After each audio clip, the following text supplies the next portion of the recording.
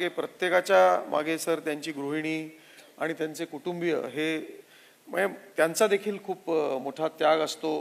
शाळा कॉलेजमध्ये मुलं असतात तेव्हा ते लोक जाऊ शकत नाहीत. काही पेरेंट्स डे वगैरे आमच्या लोकांना फक्त बंदोबस्ताच्या वेळेलाच माहिती होतो. स्वतः पेरेंट म्हणून ते कधी उपस्थितच नसतात.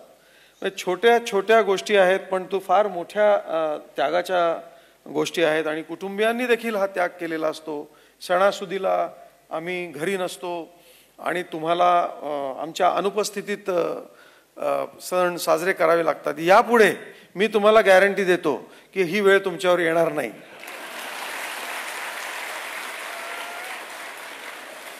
त्यामुळे आपले सण, आपले जे काही लग्न वगैरे अटेंड करायचं, ही सुट्टी पाहिजे ती सुट्टी पाहिजे, ही भानगडच नाही. आता नो अर्ज, नो मंजुरी, डायरेक्ट गुल. फक्त गुल होताना एकटे होऊ नका, त्यांना देखील बरोबर न्या, एवढीच मला तुम्हाला सूचना करायची आहे. सर, आमच्या ज्या भगिनी आहेत 35 वर्ष संसार केलेल्या सर, त्यांच्या पुढे आजच्या दिवशी फार मोठा प्रश्न उपस्थित होतो. आत्तापर्यंत त्यांची परिस्थिती बरी असते सर. नवरा सकाळी जातो, तो नंतर 12-14 तासांनीच येतो.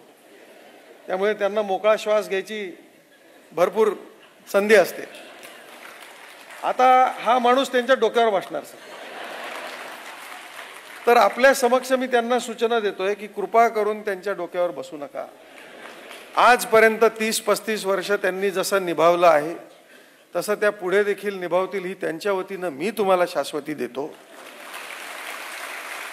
परंतु उगाच सकाळी उठल्यापासून कटकट करू नका.